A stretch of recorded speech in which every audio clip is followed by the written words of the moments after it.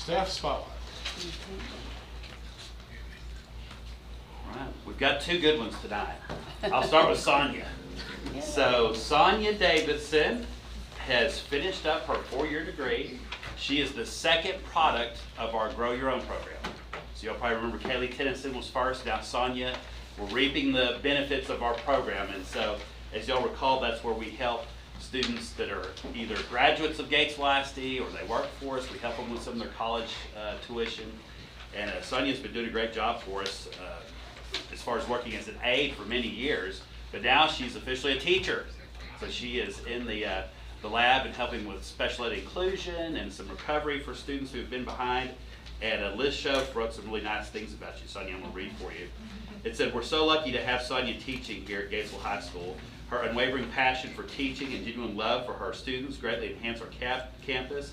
Her diligent work ethic, coupled with her dedication to providing the best learning experience, allows her to build relationships with fellow teachers and students. Collaborative spirit and approachable demeanor make her an invaluable member of our campus and school district. And beyond her professional accomplishments, Sonia's exceptional rapport with her students and her proactive involvement contributes to our campus, creating an atmosphere that's both nurturing and engaging. During the 22-23 school year, Sonia played a key role in developing goal setting and tracking plans that helped our credit recovery students meet and often surpass course expectations. So those kids that got behind, Sonia would swoop in and really help them and get them on track so they could graduate or go to the next grade level. So Sonia's been doing a great job for us. So we're really proud of you, Sonia. Are you glad to be done with schooling? Oh, yes. And so, Sonia, we've got a certificate for you. Liz, you want to come up and take a picture with her as well?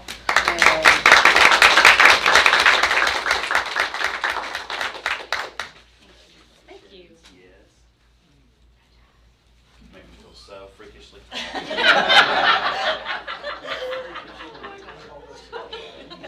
I need to bend down?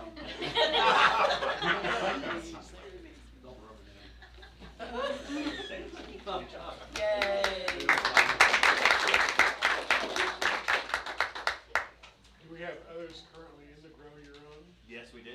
We have our next honoree, Cy Sheets. All right, good. That was a good segue, Charles. So Cy's here. He's a old guy, 21 graduate of Gatesville High School, and we hired him as a paraprofessional in the life skills classroom. And he's proven himself to be very hardworking, very capable and dependable. And he's a great young male role model for our students. And we just accepted him in our Grow Your Own program. He's been attending Temple College this fall. And Liz wrote some other good things about him. She said, "Cy is an exceptional member of our high school team. He consistently goes above and beyond for our students. He's got endless patience, calm demeanor, deep understanding of the diverse needs. Cy creates a great learning environment where the students feel valued and supported. His willingness to jump in wherever needed without hesitation or complaining speaks volumes about his selflessness and dedication to our school. His ability to adapt and respond to various situations with willingness and enthusiasm makes him invaluable to our campus.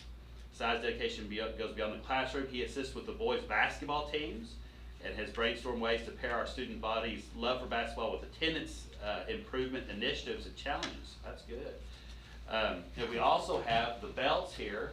As parents of a student that Cy works with, they wanted to read some things about him as well. Certainly do.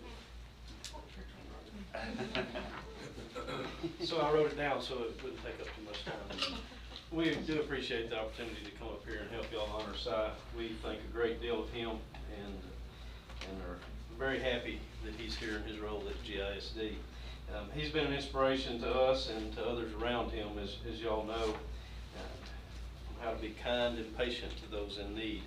In the job that he's in, and some of the rest of y'all are in, y'all know kindness and patience are a virtue that most people don't have, and that is very important in the roles that they fill. So we're very happy that Cy's in the role he's in now. Although he is quite capable of being firm when needed, as some people have found out. Sometimes patience and kindness goes only so far, and a little firmness is required.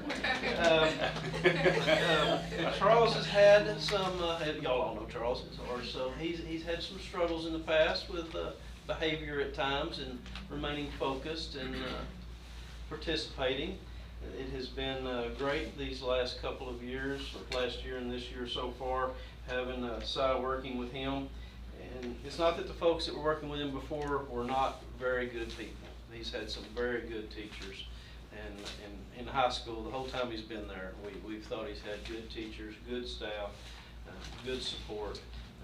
But Cy is special. There is no doubt in our mind about that. His ability to meet people where they are and connect with them, I think, is very, very special, and we're grateful. We're grateful for him, and grateful for him here at GISD and the role model that he is outside of the school setting. And just want to come up here and help y'all recognize Cy. Thank you. Thank y'all.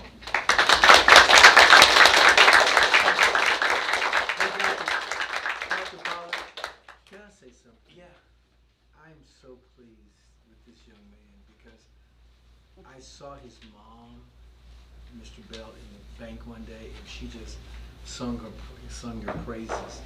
And I know in the field where I work is really hard. I mean, just being cursed out today by a 16-year-old, it takes a lot of patience. I don't even know why, I'm just so touched, but I appreciate you. Because it's a very hard job. I appreciate you. Thank you. Belts, do y'all want to take a picture with us? Come on, Carrie, come on. Brandon? Liz? We want to make fun of Liz again. That's right. I'll get back on it. Oh, okay.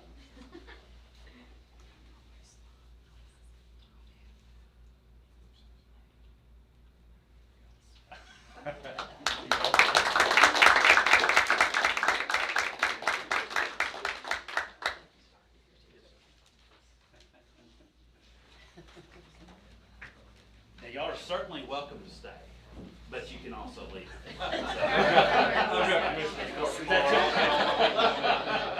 Daryl can read our here this.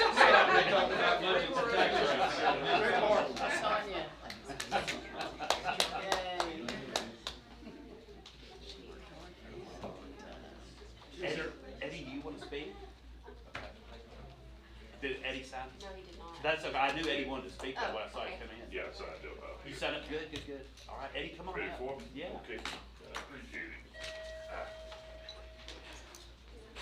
All right, good evening, everyone. I am Eddie Sherman, a All-State, All-American Past Commander of VFW Post 9191 in Killeen. Every year, we have an annual essay contest. And I came this past April or May, one of those months, and said, here it is. And I said, I'm coming back to remind you again. So I'm back to remind you again, and I'll just go over real quick what the contests are. We have a contest statewide and nationally for 6th through 8th grade. They have a theme for it, and the students only have to write a 400-word essay on how you're inspired by America. I've already given the superintendent the entry forms, real easy to follow. He'll designate who he wants to turn into, and I will come back here and pick them up. Everything is due to my level, post level, and then we have the district, then we have the state, then we have national. Everything is due on my level on the 31st of October, Halloween. I didn't check the calendar, so excuse me, but if that's on Sunday, then they're due Monday. Does that make sense? Okay, but I'll be by here in plenty of time to pick them up. And if there's one or two stray, I'll come by and get those too, okay? So, the winner at our level, we will award them cash money. Same at the district, and at the state level, if they win, they can win $5,000 for one essay. It's not a different essay at each level. For the high schoolers, money gets a little better, but they have a theme also. What are the greatest attributes of our democracy? That's the theme.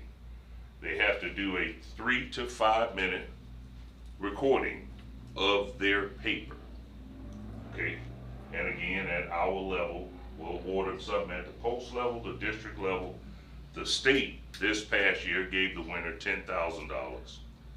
National gave the winner, actually that we just had last month, $35,000. And me being a retired soldier, I could have used that money for my kids. Okay? And we have to give it away by law. We have to. So that's why I'm here. And Dr. Pollard and I, we've done this for, Several years. Yeah. And we've had some winners. Couple of years, yeah. So we just want to continue to let it keep going, all right? The cool thing about it at the state level is if the child is in the top 5, the state is going to give them a free trip to, I think this year our convention is in Dallas. A couple of years ago it was in Corpus Christi. A couple of years from now it was in Oklahoma. I haven't figured that one out, but okay. So, but again, we have this contest, all right, and then we also have one for teachers. Okay, and the teachers. Let me activate my phone again.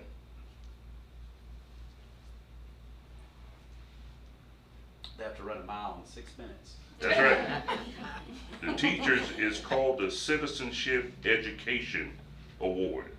And I'm not gonna bore you with the details because it's a lot more than just a bullet for the kids. But if you go to texasvfw.org, all of the contests along with the rules are there.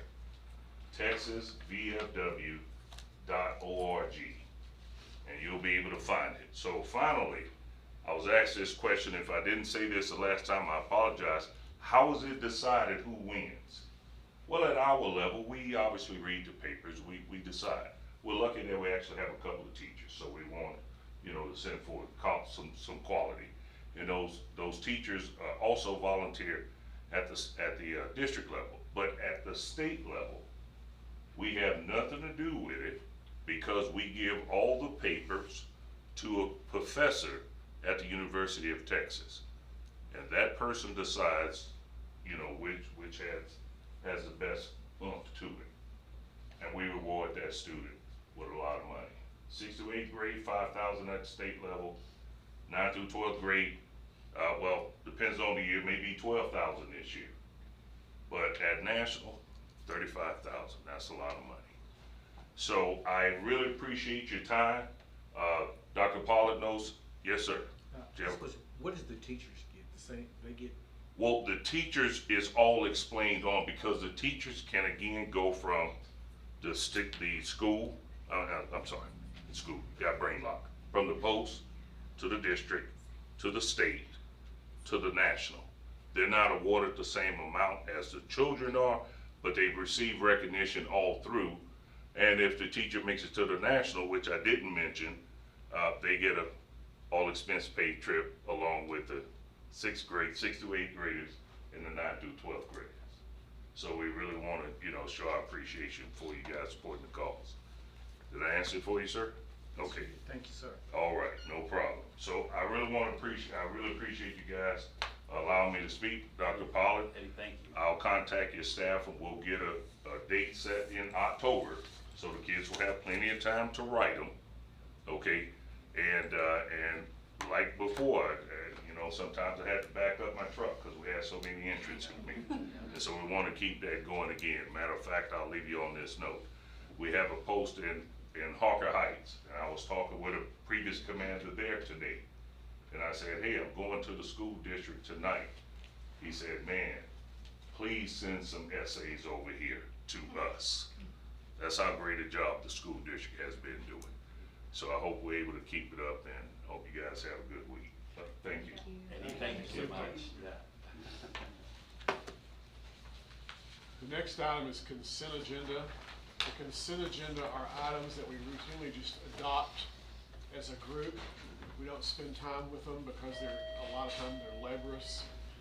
Minutes of the July 24th meeting, financial statements as of July 31st, bills and payrolls for July 23rd, 2023, budget amendments, year-to-date budget amendments to fund balance, vital signs report, food service report. Does anybody want to pull any of those? Do I hear a motion that we adopt all of them? Charles?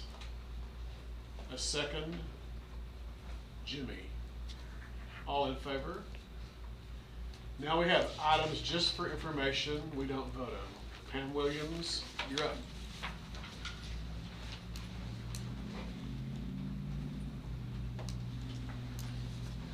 Hello. Hey.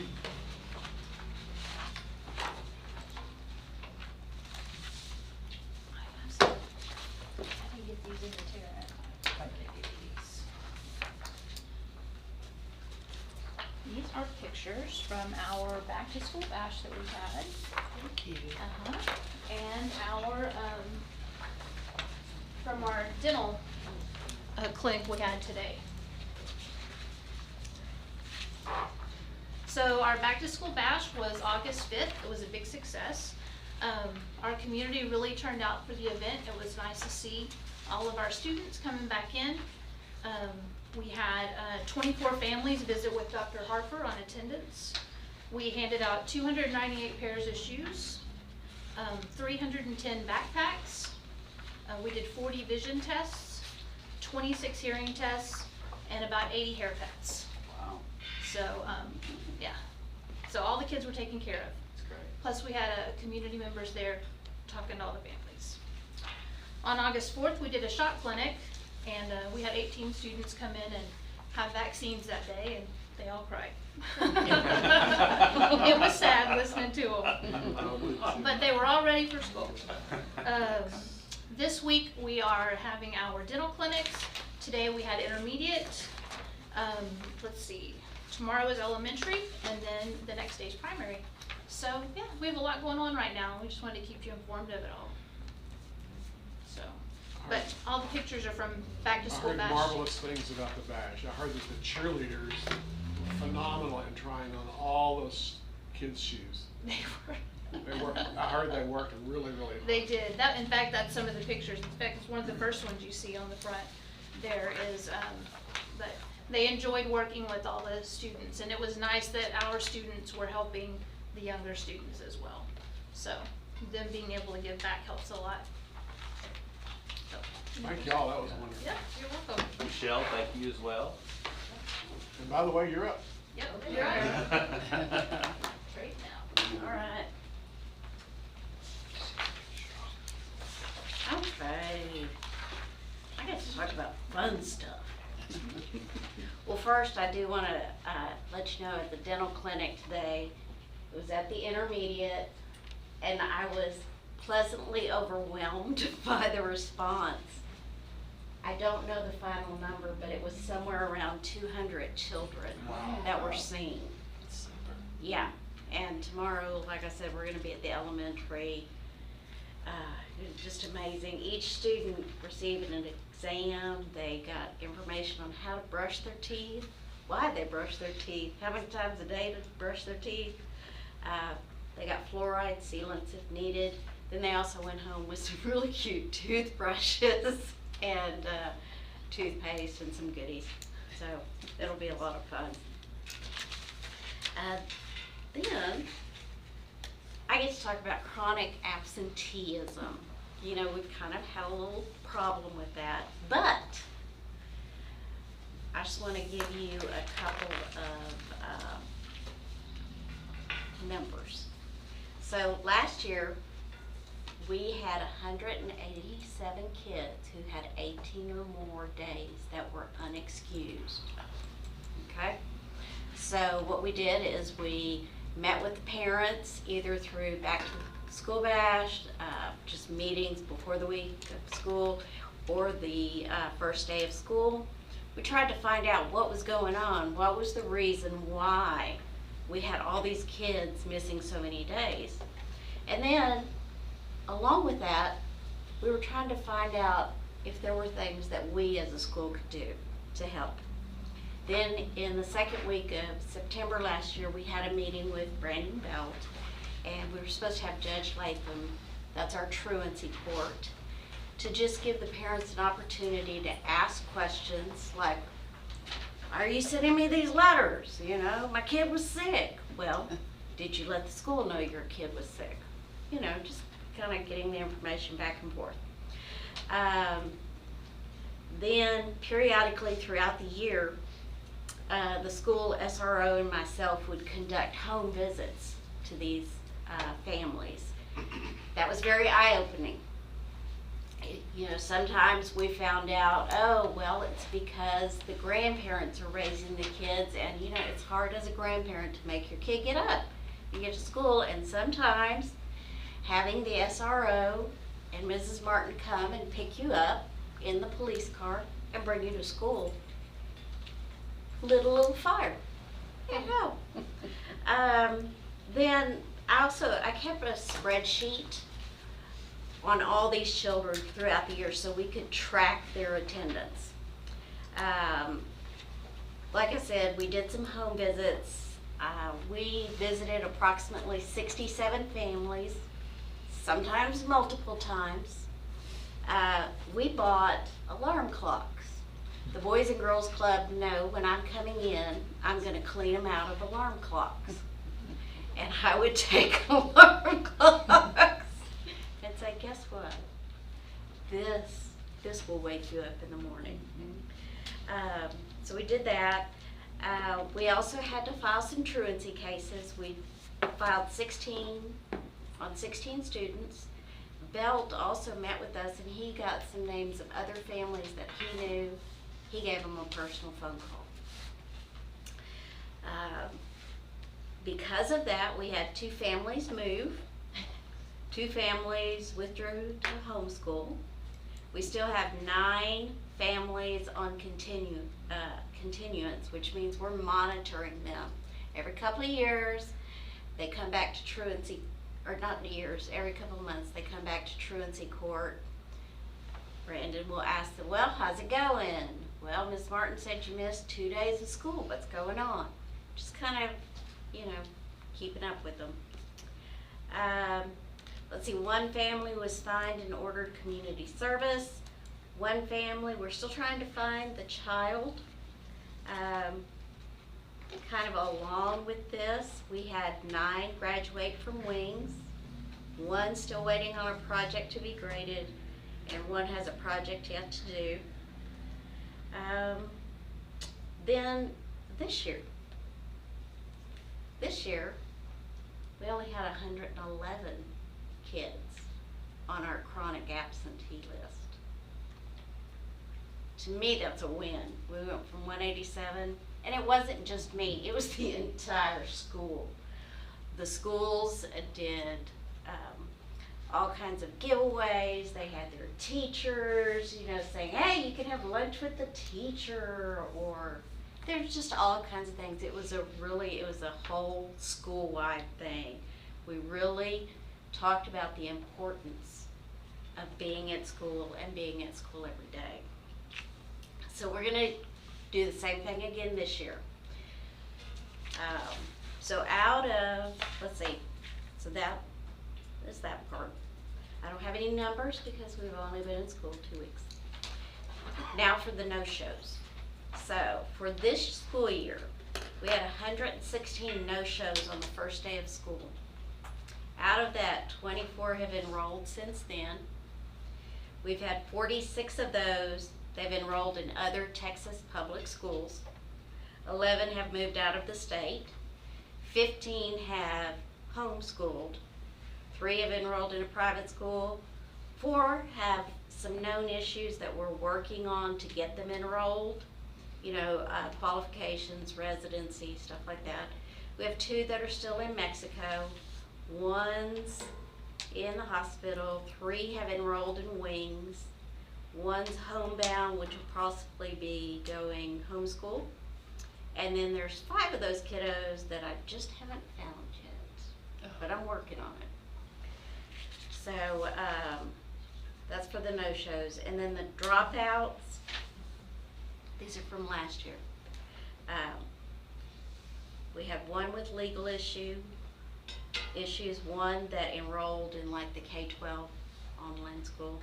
We have 2 in Wings that were able to come over to Wings. We have 3 that we're possibly working with to get into Wings. 1 of those kiddos quit wings and is living in Killeen with her boyfriend. We had one kid get their GED. Yeah. We have two that have enrolled with CTC with Cassie Graham. And then there's two that she's talking with, trying to get them to come on to class. We had one admin drop because of truancy charges. We had one student move out of the state, and 3 I haven't been able to contact. That's kind of where we are. Do you have any questions? Now that I threw all those numbers at you. That's a lot of hard work. I appreciate it. Yeah, absolutely impressive. You're welcome. Do you need this here? Sure. It's just my new. Thanks. Hang on for it. Thanks, Michelle. Thank you. Daryl, you're back up. Disclosed fees paid to TASB. It's just a required disclosure due to the nature of the contract. It's a contract under interlocal agreement with the TASB Energy Cooperative. And they are supposed to disclose in an open meeting to the school board relative to the contract that we signed with them, how much was paid in fees. The contract that we signed for the year 21-22 was $63,936 for 30,000 gallons. And they're disclosing that fees were paid to them of $1,567.40 from vendors, which amounts to 5 cents a gallon. And on the back page of that board trustees agenda item is the letter of disclosure that TASB sent to us. We received it on the 17th of August. That's just an information item only. Any question about that? Jeff? All right, Should we go taxable with the next one? values. All right, so now we go into the certified values. On the Board of Trustees agenda item information sheet, I have listed there 3 columns. One is the 2023 certified net taxable values. I'm showing here the Coryell counties and the Bill County. Most of ours is in Coryell. And then the total. I'm also showing you what the values were on the preliminary disclosures that came to us in, when was that? April, I think it was. And then I'm showing you the last year's net taxable values. So you see that the new certified values are 1,200,000, so 210 million. The preliminary was 1,343,000,000. Why would it go down from preliminary to certified? The legislature increased the homestead exemption from 40 to 100,000. So that brought down the taxable values to 1,210,000,000. They're almost the same level as we were in 2022. So this year's certified taxable values are up 35 million, 2.99% increase. The estimated impact for the 2023 tax levy is a 8.75% decrease of around 1,035,000 from 2022. The projected M&O decrease is 1,200,000, 12.44%. The INS increase is 157,000, or 7%. And I have this detailed chart. It's got 2 pages to it. It's got a lot of numbers.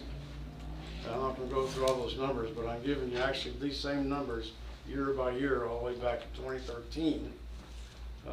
We have our projected tax levy for this year, which is on the second page. The total tax levy calculated, estimated to be 10,800,000, which is a decrease of 1,035,000. Compression again, and the lower values. And then I split the tax levy between M&O and INS. So this is for your disclosure. You can digest those numbers, but you can see a pretty far history on how the tax values and the tax levies have flowed. Any questions? This is again another information item. You don't need to vote on this. Any questions? Is it my understanding that the legislature is gonna come back and meet again? They have a this third fall? session. I think they're gonna meet in October. So that could change. Mhm. I think the vouchers will be on that session again, from what I understand. And some other things, maybe teacher raises, but I doubt it. But anyway, that's supposed to be in October. So those are my items. I'll have one more item later. I appreciate your thoroughness. Thank you. Back to school update. Well, every year I just give y'all a brief little synopsis of how the first few days went. Things have been going smoothly. It's hot. That's probably the one downside. We've been really watching the heat, especially for the students participating in extracurriculars, football, cross country, band, tennis. You know, a lot of them are out in the heat in the direct sunlight. So we've tried to be very cautious as far as providing lots of water and things like that. Our enrollment, y'all are always interested in that number, 2,688 as of today. So it's been creeping up some. We ended the year last year at like 2642, so we're up about 46 kids or so. Of course, you know, as the year goes on, we'll lose some, but hopefully we'll also gain some too, especially between now and Labor Day. The city's 3 projects, the Lovers Lane project, the Rotunda demolition, and then also the fiber has created lots of guys working on the streets. And so luckily the Rotunda is over. That didn't really disrupt much. Lovers Lane is very dusty, but they always do a great job of plating the hole and getting out of the way for arrival and dismissal. I will try to help the city too. They're going to put out a big kind of news flash, but the Tuesday after Labor Day, this intersection right here, they're going to start boring under it. And so it's going to, they're going to narrow the lanes, so each lane will be 11 feet across, I think is what they said, but we'll still be able to use it. Because originally they said we're just going to shut the whole intersection down, and we said, you can't do that. And so we'll just have to go real slow, be very careful. We may even have some of our SROs out there, but I think the parents have done a good job of navigating and going slower because there is some stuff going on out here. Other than that, I think that was about all I wanted to go over as far as the first few days. Did y'all have any questions or anything? Okay. Just information. Okay, now we're gonna have action items. Or Yancy has one last information. Oh, okay. Handbooks. So each campus and DAP is prepared their 23-24 handbook for your review and the board packet. Handbooks are updated annually. We use the model handbook provided by TASB as a guide. Each one is designed to align with the law, board adopted policy, and the student code of conduct, which the student code of conduct is what you adopted in the July meeting. This is, you don't adopt the handbooks, they're just for information.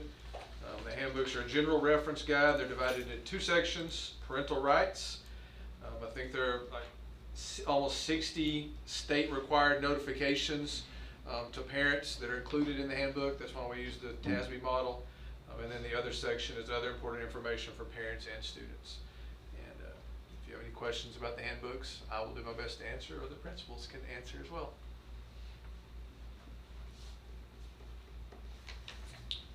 Thanks, Yancy.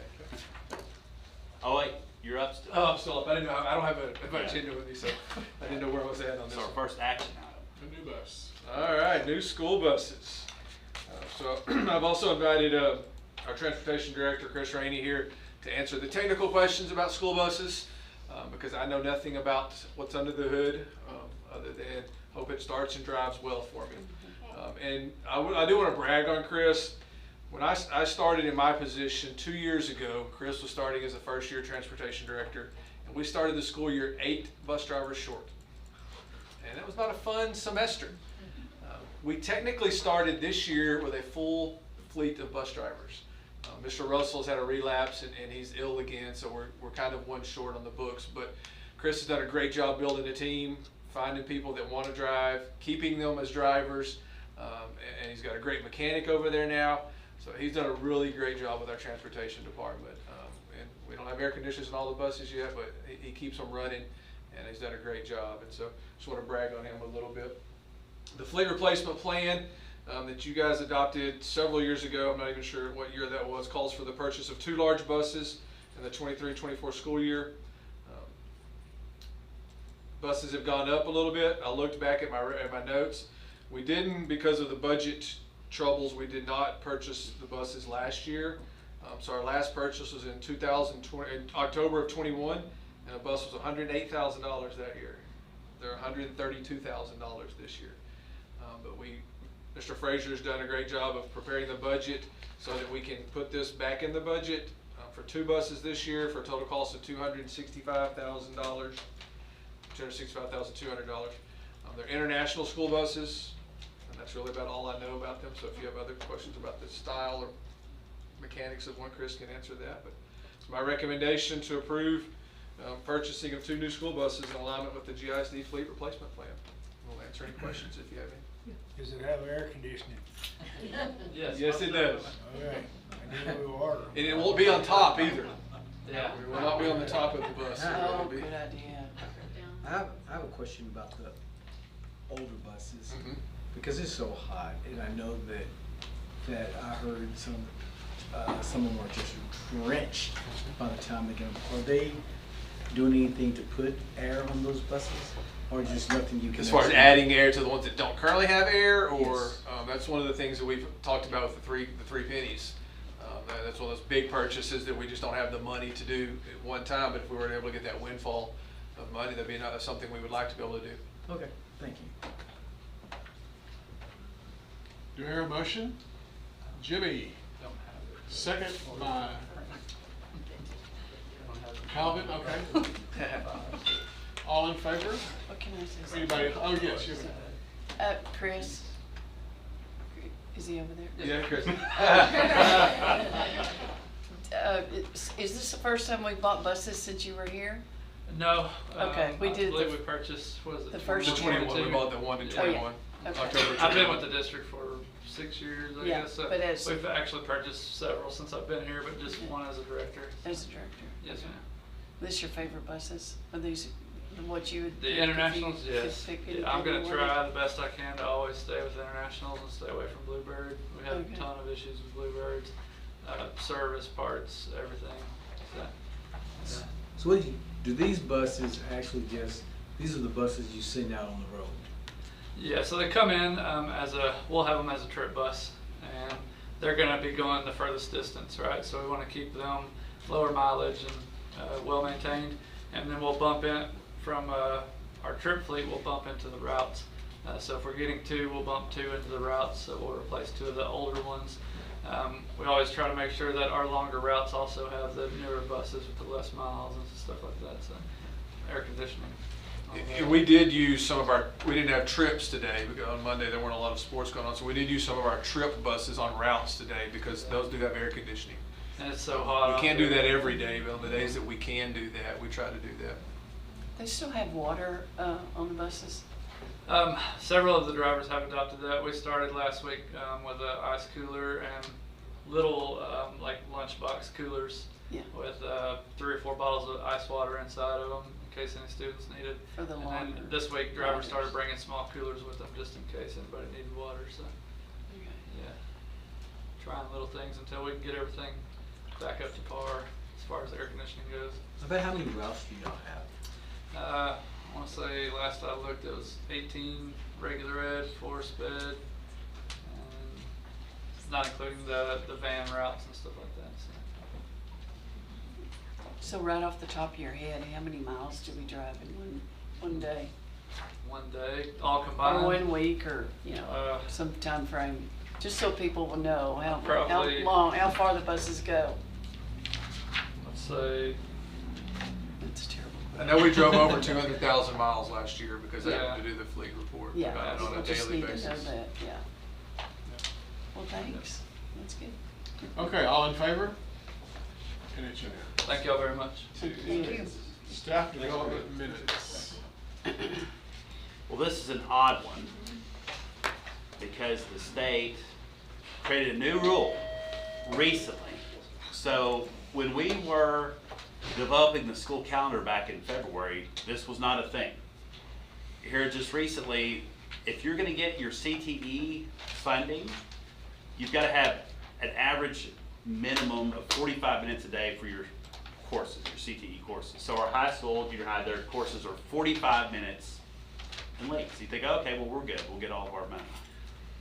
If you have an early out, they say, oh no, that takes the average below 45, no money for you. So we contemplated, well, good grief, to get rid of the 4 early outs. We've got 4 of them built in the calendar. But we really can't do that because we've got to get to those long football games, and they've got to leave early. We don't have enough buses to do all the routes and get the boys and the band and everyone to the football game. So we talked with the state. I emailed the commissioner. One of his people emailed us back and said, basically gave us an out. If you offer staff development during those early outs, it won't count against you. And so, but it has to be board approved. That's part of the waiver. The waiver is a 1-pager, and one of the questions says, when did you get it approved by the board? So I quickly put it on this board agenda. The bad news for the staff that we haven't broken yet is the day before Christmas break, the last day of school, the days where we typically say, all right, as soon as the kids are all gone, you can leave. Guess what? Now you're gonna have a little bit of staff development. So we'll try to make it as painless as possible and as short as possible. I don't know. They didn't give a lot of strict parameters on, well, you've got to stay there for 2.5 hours. We're going to try to do it as short and sweet and fun as we possibly can and say, go. We just have to meet the letter of the law so they don't ding our money. But they're always thinking of things like this all the time at the last minute. Could it be an online thing they could do 2 or 3 days ahead of time? That would count for that day? No. No. This would be that day. Because we were saying, well, what if we did some extra time? They said it's still the average. It's the average. So even if I did like 2 hours extra on another day, they said no, because on that day, you dip below 45. Okay. And so your average would never get there. It's a weird rule. So anyway, I would recommend that the board approve the staff development minutes waiver as presented. We'll do a little bit of staff development on those 4 early outs and call it a day. Any other questions? Do I hear a motion? Linda, second. Calvin? All in favor? All right, it passes. Property and casualty. This is the good news here, right? Yeah. Property and casualty insurance is just going through the roof, guys. We've been having trouble with this for like the last 2-3 years. We went to bids there about a year ago. The only person that had a legitimate bid was this group right here, Property Casualty Alliance of Texas. Nobody else would look at us. We may be really entering into a point where we're going to have to consider self-insurance. One of the things we did tonight was to approve a board designation of the fund balance of $500,000 for property and casualty because of the deductibles are so high now. But in spite of that, the rate has gone up $100,000 for this next year, which is a 29.51% increase. We're talking now about a premium of $445,000. And that payment will need to be made soon after the 1st of September. So that's a chunk of change. This thing is getting very, very costly. Part of the increase is not only just the property and casualty losses that insurance companies have incurred in the state of Texas and elsewhere, but also the rising cost of construction, because this impacts the values that they're trying to insure. If something goes wrong, they're going to use replacement cost to help us rebuild. And those replacement costs are now going through the roof. So I hate to see this kind of a rate. We may be in a position next year, but this is actually the 2nd year of a 3-year commitment that we've made with PCAP But part of that commitment is that we have the option of getting out if their rates go up more than 10%. Well, the rate went up 29.51. Some of that, probably about 10% of that, is just because of the inflationary cost of the values of the properties. And you have that schedule over here in your books. For instance, what we have this coming year is 124 million of covered property value. Last year, it was 111. So the property values that they're insuring is going up, which is going to increase the premium, but then the premium also increased above the 10%. So what does that mean? Well, we can't go out and bid now. Not at this point. September 1 is almost here. So they kind of got us over a barrel. There's no other choice other than we either reject this and do self-insurance for next year, which is not what I'm going to recommend to you. I'll say we bite the bullet, but we did put this in the budget, this additional increase. So it's there, but what I'm afraid of is what about next year? If we're already almost a $500,000 annual premium for property and casualty insurance, which also includes the fleet, by the way, it's scary what this might lead to. I'll open it up for your suggestions, but my recommendation is that we go ahead and sign this for another year with PCAT due to the limited availability of other options. It's just getting tough. What would it take for us to become self-insured? You just don't insure. So we'd have allowed. So, you know, you have a catastrophic event, we're responsible for ourselves. So, I mean, it's a big risk. I asked our Because representative. you've got like 124 million of property values that they're insuring. Yeah. So you remember what his point was? Yeah, it's just like your home. I said, well, you know, when you pay off your home and have no more mortgage, theoretically, you could not insure it if you wanted to. And the same applies to the schools. And there's no legal thing requiring. Self-insured means no insurance. Yes, pretty much, yeah. Yeah, you're setting aside some money, which is really, in my mind, that's awfully risky. I mean, that, if a tornado came through and destroyed every one of your buses, I mean, you'd be up a creek. But I asked him too, what were some of the other reasons? He said there was no big hurricane, there was no big winter storm Uri. He said it was all the hail damage, all the hailstorms across the state, and contributed to it somewhat. But yeah, it's $500,000 right off the bat, gone, but you have to have it. Yeah.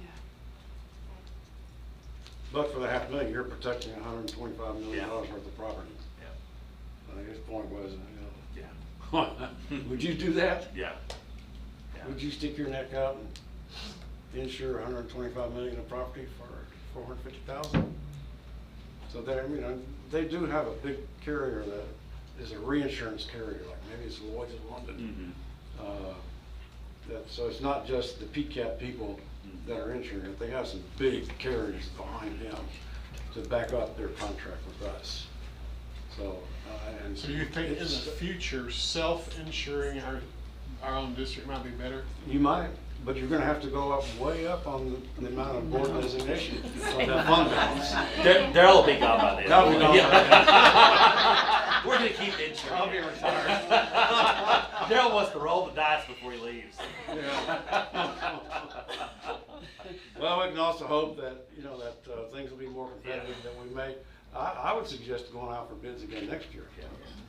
And not do a third year with these people, unless they're the only ones again that, that present us a proposal. But I would be willing to go out for bids again next year and just see what's out there.